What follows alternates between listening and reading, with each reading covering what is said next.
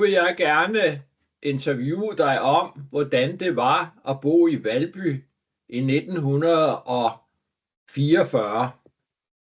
Det var Der det boede år. jeg jo, altså der var jeg jo lige født. Jeg boede på Bjørnsonsvej 53 dengang i 44. Okay. Men du kan sikkert ikke huske så meget fra det, at Nej, du lige det kan var jeg blevet ikke. født. Hvad Jeg er kan det ikke. for?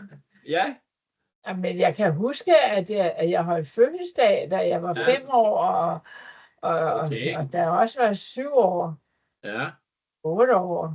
Og der, Okay. jeg står jo, og vi står ude på altanen, og så har vi, altså jeg var oppe i et papirknald, det hed den der forretning der, hvor man kunne købe, hvad hedder det, udstyr til fester. ja, Og der havde vi jo så købt nogle papirservietter med motiver på, og vi købte også nogle, et andet sted godt nok, nogle lakridscigaretter. Og der stod vi der og lå som om vi røg. det kan da ikke være det første, du kan huske. Ej, det var det jo så heller ikke, men altså jeg kan huske, at vi boede oven på en præst.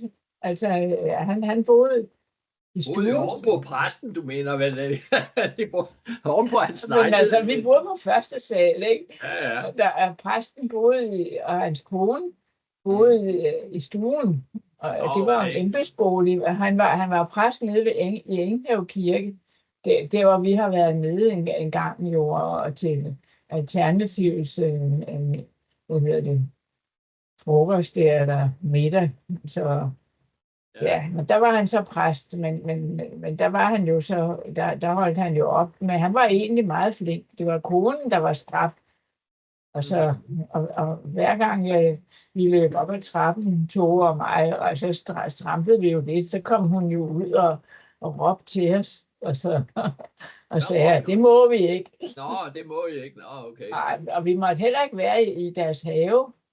Så den eneste gang, det var, når de var på ferie, så havde de jo bedt min mor om at kigge efter, og så gik vi jo så ud i haven, ikke? Og jeg stod også over mig, altså jeg havde jo en veninde, der var nabo til os, og hendes, Jeppe Caranthius, og hendes far havde en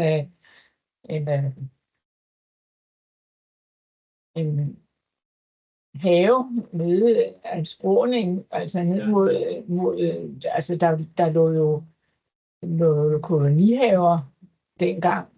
Der var mange ting, altså kolonihaverne lå dernede, ikke? Altså bagved ved Strandbergs, nej, ved Bjørnsonsvej.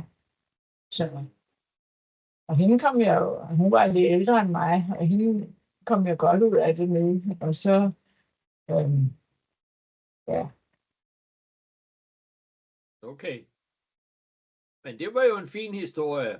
Så nu siger vi, at det er godt for denne gang, og så skal jeg nok interviewe dig om mange flere spændende ting fra den gang, du var en lille pige i Valby. Hej Inge, tak for denne gang. Ja, hej. Hej hej.